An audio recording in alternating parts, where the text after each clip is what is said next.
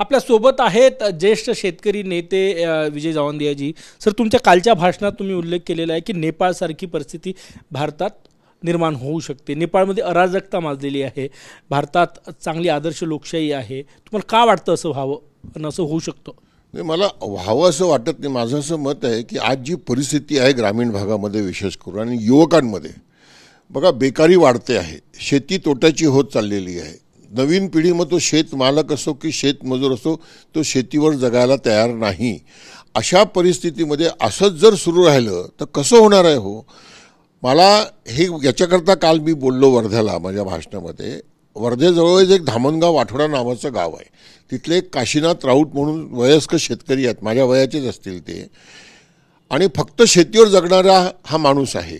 2005मध्ये जेव्हा डॉक्टर स्वामीनाथन माझ्या गावात आले होते आणि मी त्यांच्याकरता एक छोटीशी शेतकऱ्यांची सभा आयोजित केली होती, त्या सभेत स्वामीनाथनांसमोर बोलताना हे काशीनाथजी म्हणाले की सर, अशा प्रकारे जर शेतकऱ्यांची उपेक्षा, शेतमजुरांची उपेक्षा या देशात होत असेल आणि होत राहणार असेल तर मग गावाचा युवक केव्हा नक्षलवादी होईल हे सांगता येत नाही आणि मग त्याला तुम्ही दोष देऊ नका. मला असं वाटतं की 2005मध्ये दिलेला हा इशारा आहे जेव्हा काँग्रेसचं राज्य होतं. आता 2025मध्ये आम्ही आहोत, 20 वर्ष झालेली आहेत आणि गावाची परिस्थिती सुधारण्याऐवजी दिवसेंदिवस खराब होत चाललेली आहे. शेतकऱ्यांचं उत्पन्न दुप्पट करणार ऐकता ऐकता आता मन सुन्न झालेलं आहे लोकांचं. आणि सरकारलाही माहिती आहे, म्हणून 6,000 रुपये PM किसान सन्मान निधी, 1500 लाडकी बहीण योजना, 5 किलो धान्य फुकट. मला असं वाटतं याची काही गरज नाही आहे गावातल्या लोकांना. गावातल्या लोकांना त्यांच्या घामाचा दाम पाहिजे, त्यांच्या शेतीमालाला भाव पाहिजे किंवा मग शेतीला पूर्णपणे अनुदान दिलं पाहिजे. हे काहीच होत नाही आहे हो. आणि आता तुम्ही पहा, मास्तराच्या नोकरीकरता 20-20 लाख रुपये लोक द्यायला तयार आहेत हो.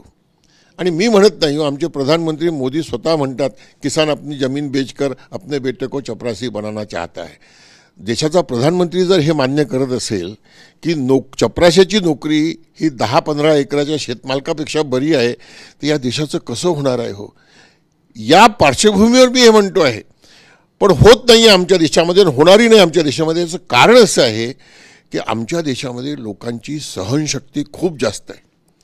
याच्या नेपाळसारखी परिस्थिती आपल्या देशात कशाला व्हायला पाहिजे? नाही, व्हायलाच नको. मजबूत मुळं असलेला देश आहे लोकशाहीचे. देशामध्ये लोकशाही आहे, त्या देशामध्ये मग लोकांचा आवाज ऐकला गेला पाहिजे ना.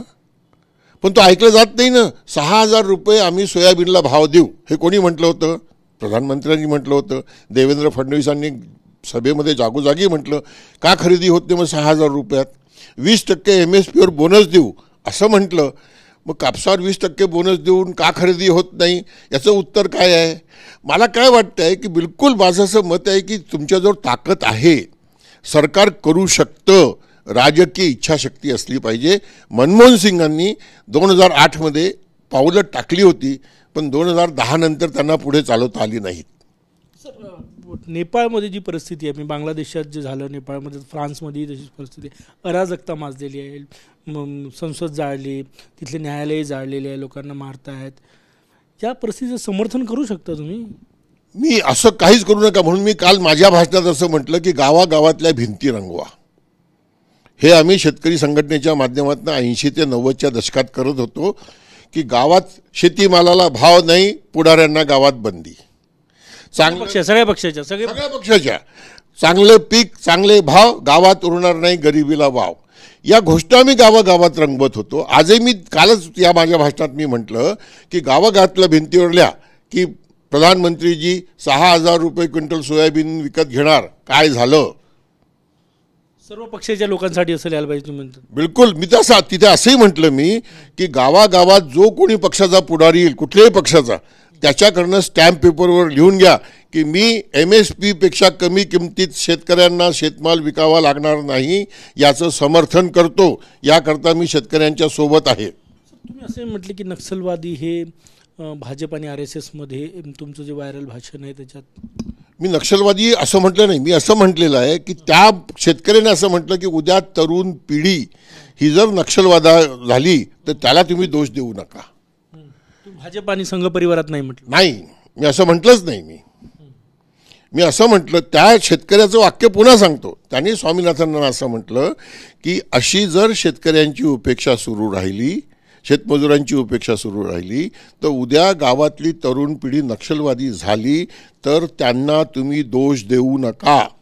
थोडक्यात सांगा, या सगळ्या याचं तुम्ही म्हणतात नाराजी आहे, ग्रामीण भागात शेतमालाला भाव मिळत नाही, शेतकरी आत्महत्या होत आहे, याच्यावर उपाय काय? थोडक्यात काय सांगणार तुम्ही? कृषी अर्थतज्ञ आहात, सरकारला काय उपाय सुचवणार? मी सरकार सरळ सरळ सांगतो की तुम्ही MSP देऊ शकत नाही हे म्हणणं बंद करा.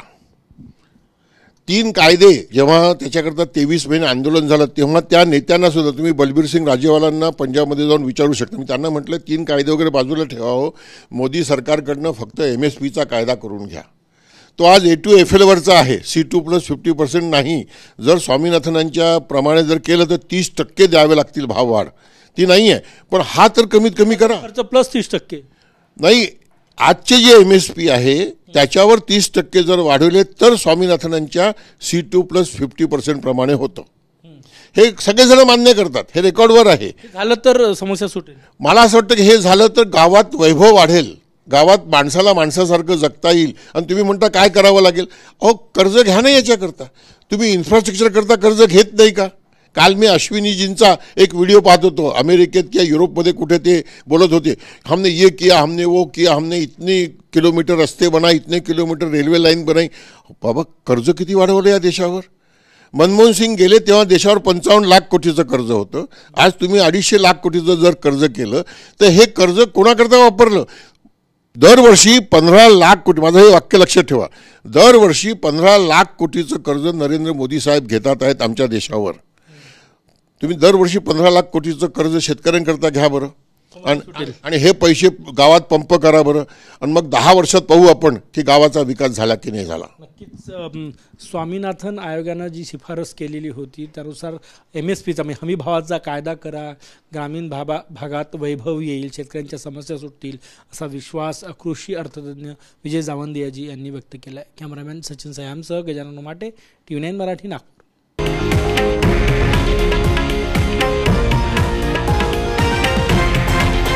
हे आहे देशातील नंबर 1 न्यूज नेटवर्क आणि आपण पाहत आहात TV9 मराठी, एकमेव.